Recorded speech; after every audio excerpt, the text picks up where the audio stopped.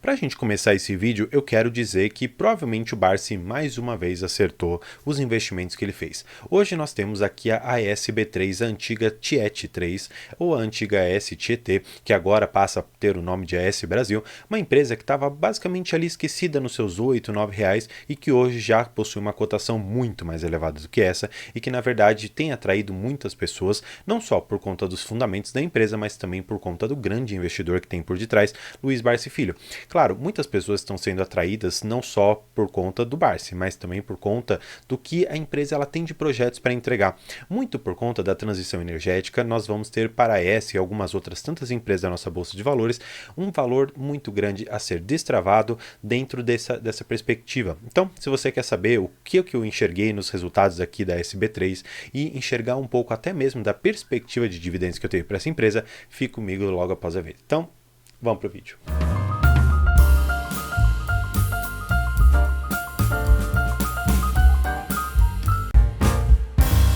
Bem, eu preparei um material aqui que eu extraí basicamente do release de resultados deles, que eu acho que é interessante a gente notar alguns pontos que são fundamentais para você, pequeno acionista, assim como eu também pequeno acionista, que gosta de enxergar não só o quanto que ela deu de lucro, mas como que ela chegou até essa lucratividade e melhor, o que que a gestão, o que que a administração da empresa está mostrando que ela quer fazer e efetivamente aquilo que ela conseguiu realizar. Bem, nesses destaques eu gostaria pelo menos de indicar a questão dos complexos eólicos e também no tanto que eles estão desenvolvendo, não só no aspecto aqui desse tipo de energia, mas também na questão da energia solar. Agora, olha só que interessante que eles trouxeram de destaques. Complexo eólico Tucano, o projeto está 99% concluído. Aqui, Cajuína, fase 1, está aqui em 97% em execução, e eles têm Cajuína, fase 2, que está aqui em 63%, já superando mais ou menos essa marca. Qual que é o ponto que eu gostaria que você enxergasse aqui? Você que acompanha a empresa há um pouco mais de tempo, pega os resultados anteriores e verifica quanto que da obra estava em andamento, por exemplo, há um trimestre atrás, 2 trimestres atrás. Olha, talvez lá atrás, quando eles iniciaram, ou quando eles disseram, por exemplo, que esse complexo eólico Tucano, ele seria posto em operação. Vamos ver mais uma vez quanto que eles colocariam lá que poderia vir de geração. Eles colocam aqui que o Tucano gerou 216 gigawatts. Então, olha só, quando você pega efetivamente aquilo que a empresa planejou fazer e aquilo que ela realizou, você tem que colocar isso no papel e falar, bem, ela atingiu a meta? Se ela conseguiu atingir essa minha expectativa, será que ela conseguiu superar? Ela superou em muito? Ou como que foi? Será que ela conseguiu trazer um valor razoável aqui de geração de energia, mas ela me trouxe uma operação muito melhor? Ou seja, será que ela conseguiu reduzir custos para colocar tudo aquilo lá de pé? Existem diversas formas que você consegue enxergar a empresa e o que ela fez. O que eu gosto sempre de olhar se a gestão ela está efetivamente entregando tudo aquilo que ela se propõe, porque quando a gestão ela fala vou fazer e ela consegue concluir aquela determinada obra, eu acho isso ótimo, porque eu não tinha essa noção até eu começar a ver um pouco mais sobre os leilões de transmissão de energia que foram feitos lá atrás. Por quê? Quando eu estava começando a enxergar, especialmente na época da Dilma, que houve toda uma MP, ou seja, uma medida provisória que acabou prejudicando muito esse setor, algumas pessoas elas começaram a fazer contas de se valeria a pena colocar aquilo lá de pé. Algumas pessoas efetivamente começaram a perceber que poderia valer a pena se tivesse um determinado retorno, se tivesse como construir com um material um pouco mais barato e tudo mais, e aí eles começaram a fazer tantas e tantas contas. O que acontece? Muitos projetos nesse meio tempo, claro, alguns projetos menores eu digo, eles acabaram tendo problema. Aí teve estouro de obra, tiveram diversos problemas lá dentro, que aqui não vale especificar um ou outro, porque o que eu quero mostrar para vocês é que numa questão tanto de transmissão quanto de geração, um dos problemas que nós temos é a parte de colocar de pé o projeto. Depois, para operar, essas empresas elas já sabem fazer isso muito bem. Então não tem muito erro na parte de executar a própria operação, de gerar aqui energia, transmitir energia, distribuir energia, enfim, esse não é o problema. O pior para todas as empresas é colocar de pé a operação. E quando eu consigo enxergar o que eles estão fazendo aqui, pelo menos de uma forma muito interessante, eu dou mais credibilidade à empresa. Então, isso aqui é muito interessante e aqui eu acho que é o destaque que mais vai valer a pena do que você vai receber de informações nesse vídeo. Então, claro, eu ainda vou comentar um pouco sobre os resultados, o endividamento, vou falar um pouco minhas perspectivas de dividendos, vamos trabalhar sobre a política política de dividendos dessa empresa, mas eu quero que você olhe para isso aqui e veja que realmente a pessoa que está te representando lá, como, vamos dizer assim, o dono da empresa, o gestor da empresa, ele está fazendo um bom trabalho, pelo menos na minha visão. Agora, se você não conhece muito o que a S Brasil ela faz, eu vou trabalhar com vocês de uma forma um pouco mais detalhada. Ela tem, basicamente, fontes de energia limpa, ou o que ela chama de energia renovável. Basicamente, ela tem aqui no Ceará uma energia eólica, no Rio Grande do Norte também, Piauí, Pernambuco, Bahia.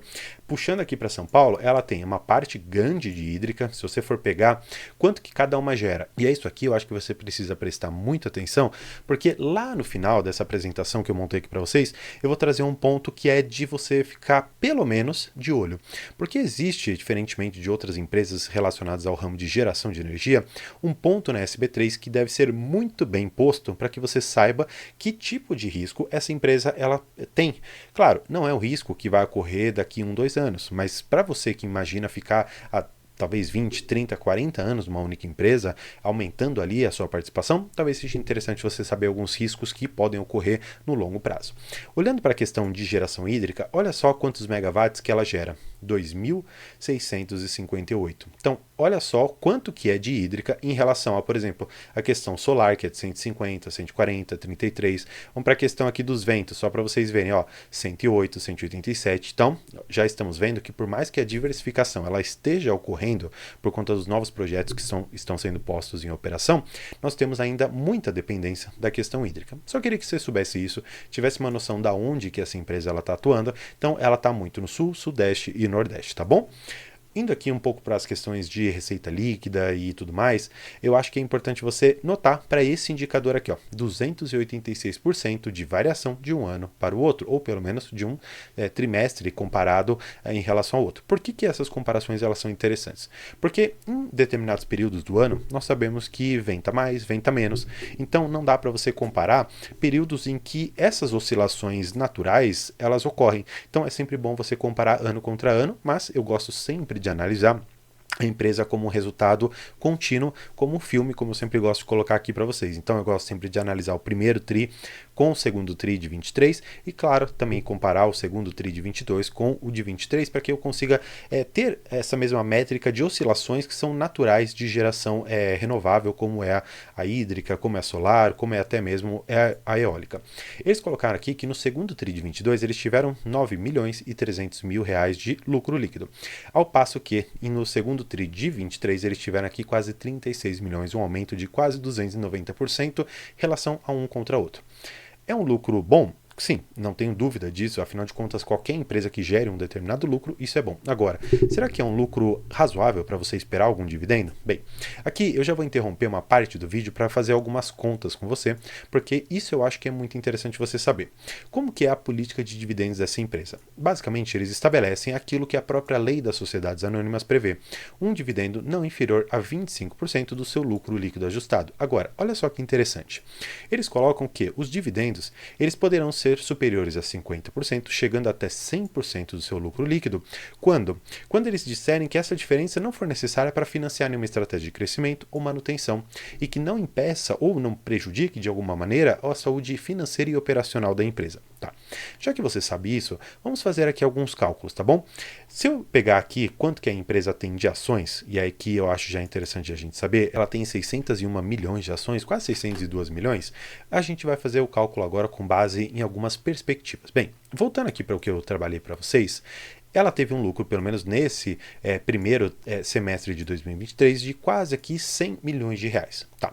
Eu vou sempre arredondar um pouquinho aqui para cima, para a gente poder trabalhar com números um pouco mais redondos. E claro, a empresa ela pode, nos próximos trimestres, trazer uma lucratividade maior.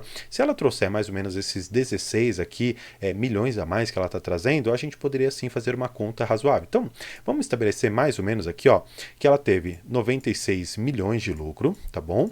Então, 96 milhões de lucro. Vou colocar aqui mais 138 milhões. Se eu tiver falhado a conta, peço desculpas, mas é só para que você acompanhe aqui mais ou menos esse raciocínio. Bem, esse daqui, 234 milhões, seria o lucro total que eles poderiam distribuir. Só para a gente fazer o cálculo, aí depois fica um pouco mais fácil da gente extrair quanto que daria, 50% ou 25%, eu vou dividir pela quantidade de ações que hoje eu tenho em negociação. Isso me daria um dividendo mais ou menos aqui na casa dos seus 39 centavos. Vamos ver quanto está a cotação? A cotação da empresa hoje ela está aqui nos seus R$ 11,88. Então eu vou pegar esses 38 centavos, vai, 39, vamos arredondar para cima, já que a gente está fazendo para ficar assim um pouco mais fácil, dividido por 11,88. Isso daria para mim um dividendo de mais ou menos aqui os seus 3,28%. Agora, será que é um dividendo bom? Bem, se você adotar aquela técnica do Décio-Bazin ou mesmo seguir a própria técnica do AGF, no sentido de que você deve esperar um dividendo mínimo de 6%, essa não é a empresa para você. Agora, eu gostaria que você percebesse, na verdade, muito mais aquilo que eu comentei no primeiro slide. Será que a gestão ela está entregando aquilo que ela prometeu? Será que essas novas fontes de energia elas poderão suplantar a hídrica ou até mesmo equiparar e lá na frente talvez ela consiga renovar a questão da energia hídrica?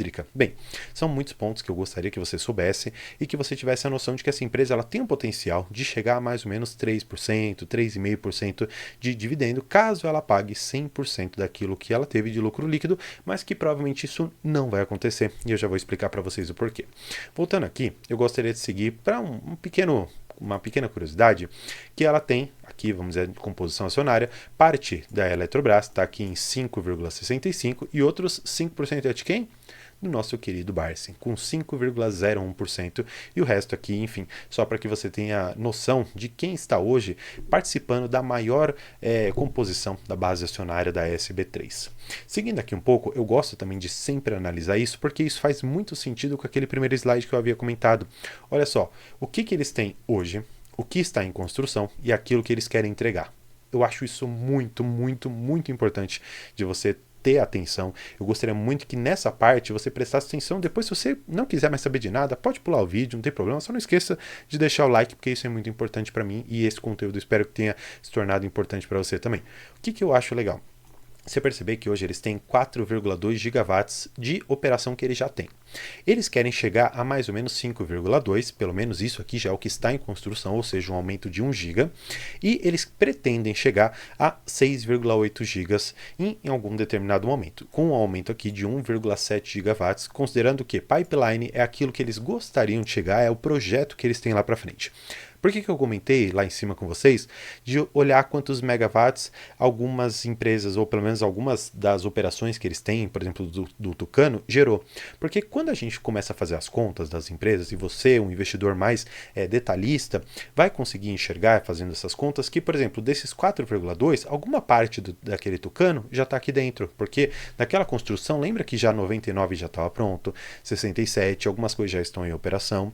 Então, isso tudo vai sendo refletido naquilo que efetivamente a empresa está trazendo para a gente. Eu acho isso muito bom em relação à capacidade instalada e operacional. Então, gosto muito de analisar o quanto que a empresa está fazendo e aquilo que ela pretende chegar.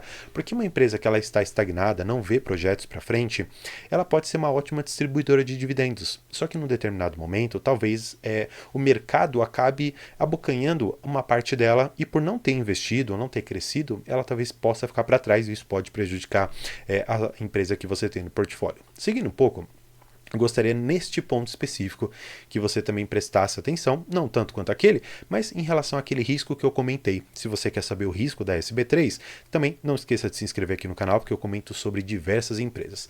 Agora, a fonte hídrica, como eu mostrei para vocês lá em cima, ela é responsável por boa parte, ou praticamente metade da geração que nós temos hoje.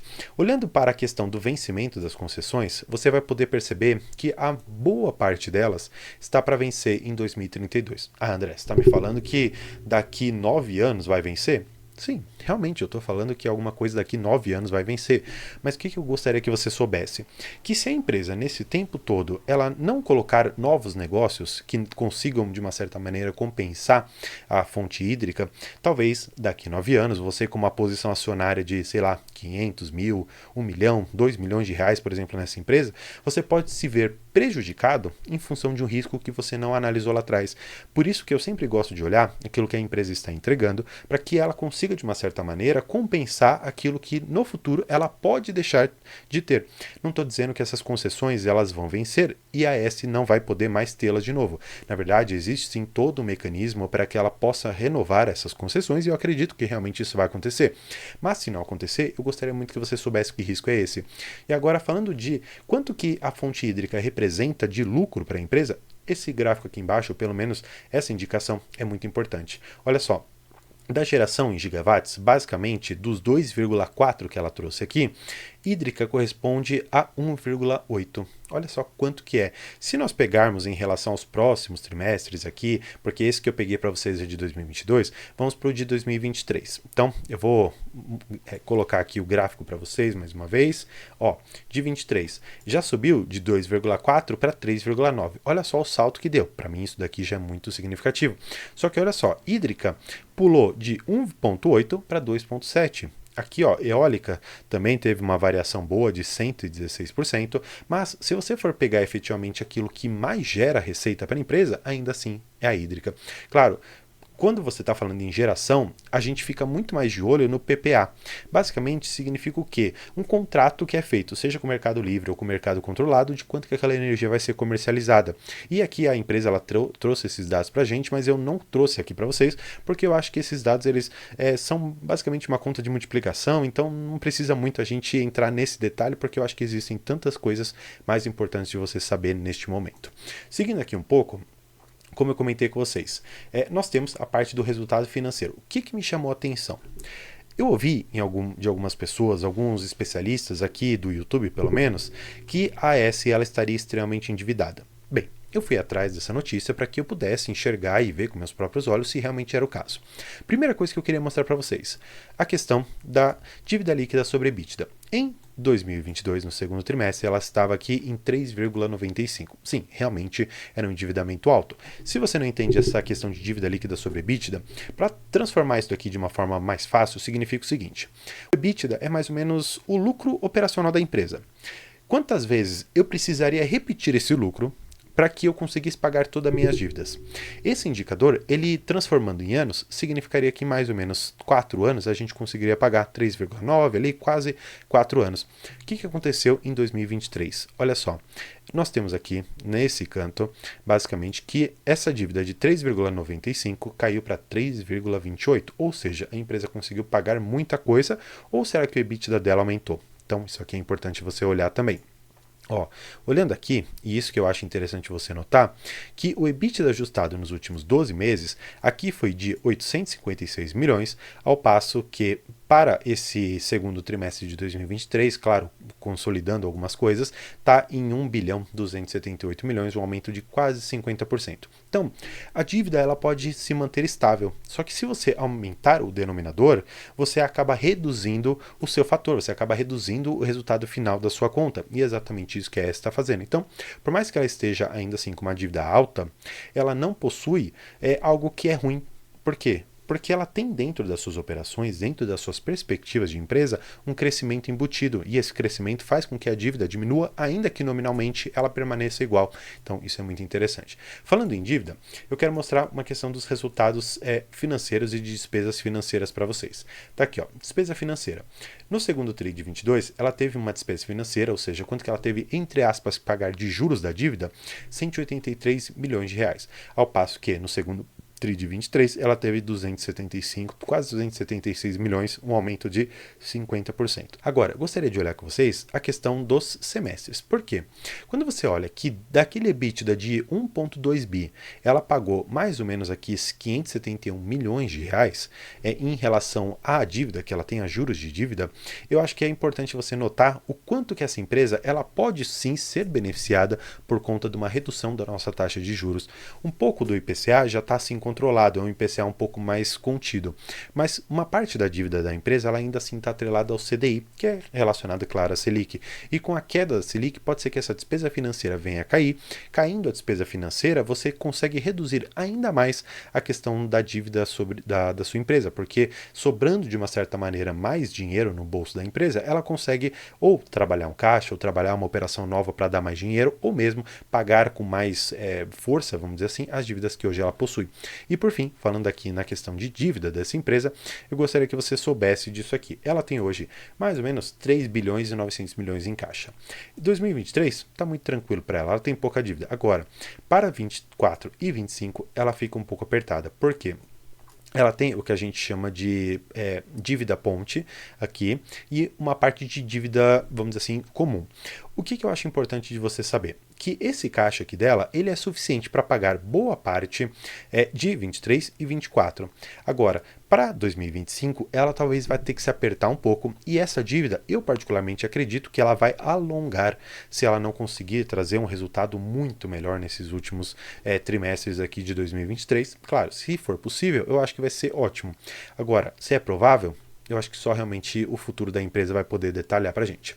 E eu quero agradecer mais uma vez por você ter assistido aqui essa apresentação comigo, um pouco desse material que eu trouxe para vocês. E claro, se você gosta da SB3, deixa aqui no comentário se você ficou conhecendo essa empresa pelo Barsi, ou se você fez a pesquisa, também deixa aqui, eu gostaria muito de saber se hoje as pessoas elas estão seguindo muito o que o Barsi fala, se o AGF recomenda, as pessoas estão indo atrás, ou se você tem essa escolha por conta própria. E claro, gostando também, não se esqueça de entrar no nosso grupo do WhatsApp, lá somos quase 60 pessoas diariamente conversando sobre investimentos e bolsa de valores. Então, conto mais uma vez com você, por hoje é isso. Muito obrigado.